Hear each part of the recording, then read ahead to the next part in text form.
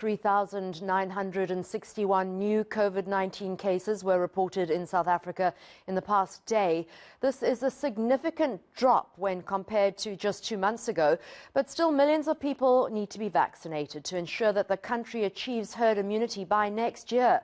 A looming fourth wave that's expected to make landfall around November could also hamper government's attempts to curb the spread of the virus. So, was Cabinet's decision to ease restrictions to level lockdown too premature? Let's ask Dr Angelique Coetzee of the South African Medical Association.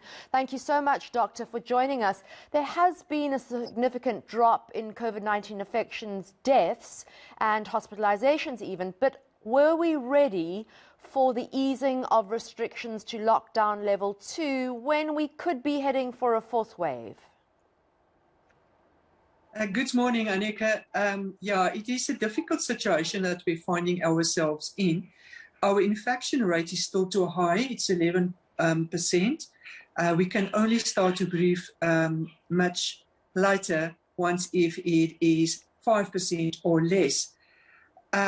Seeing that we are going to move into elections, also that some of the provinces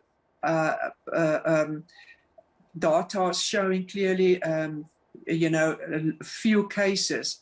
I think in those provinces, moving to a lockdown level 2 might add value to the economy as well as to the people in that in those provinces. Maybe we should start looking at provinces who still have quite a high infection rate, and so if we can sort that out, then hopefully, and maybe look more of, having your lockdown a bit more specific. Hopefully that will aid in vaccine uptake, as well as,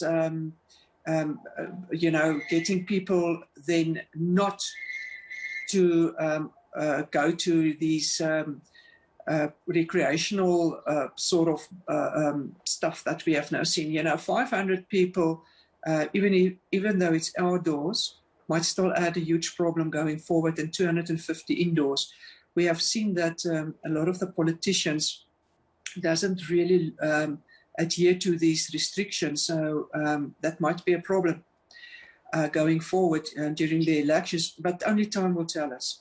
What do you think of the extension of the sale of alcohol? Is that problematic at all? I know when COVID was at its highest, it was peaking. It was a big help to get the trauma cases down.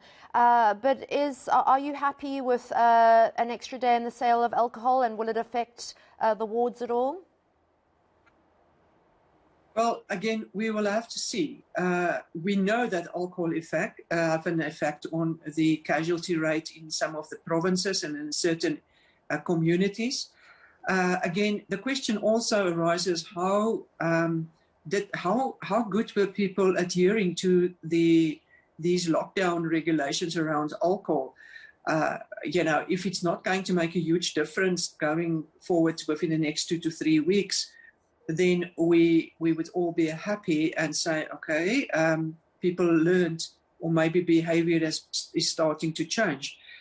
The problem is if all those alcohol-related cases increases again, as well as our numbers, our infection rate starts to increase, we are going to go back to lockdown level 3.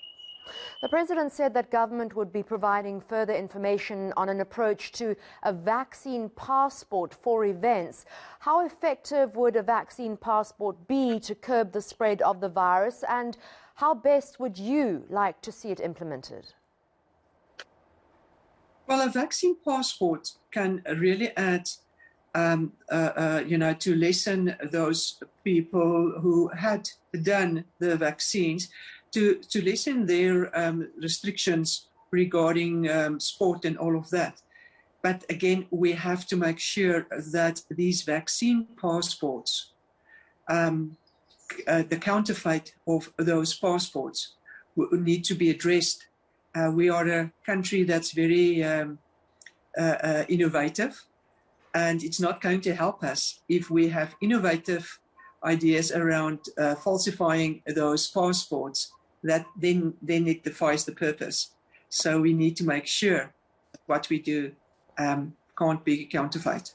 Doctor, apart from the logistics of the passport, do you think it's a good way to incentivize people to get their vaccines, especially, for instance, for big sporting events?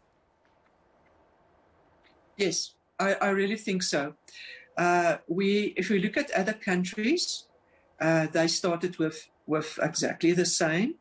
And once, the example of England was used, where they now are abandoning those vaccine passports and say most of their people are now being the majority. I think it's 80% has been vaccinated.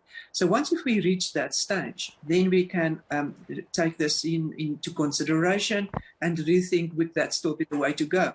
But for now, I think it's prudent to for those people who are listening, who are bringing down the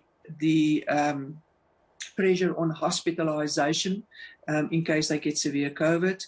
I think it's time to say thank you. You are doing what you need to do under a pandemic.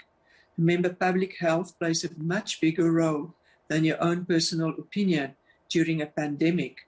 If we're not in a pandemic, that's something else. But in a pandemic, we need to look at what is in the best interest of our people. All right, thank you so much, Dr. Angelique Coetzee of the South African Medical Association.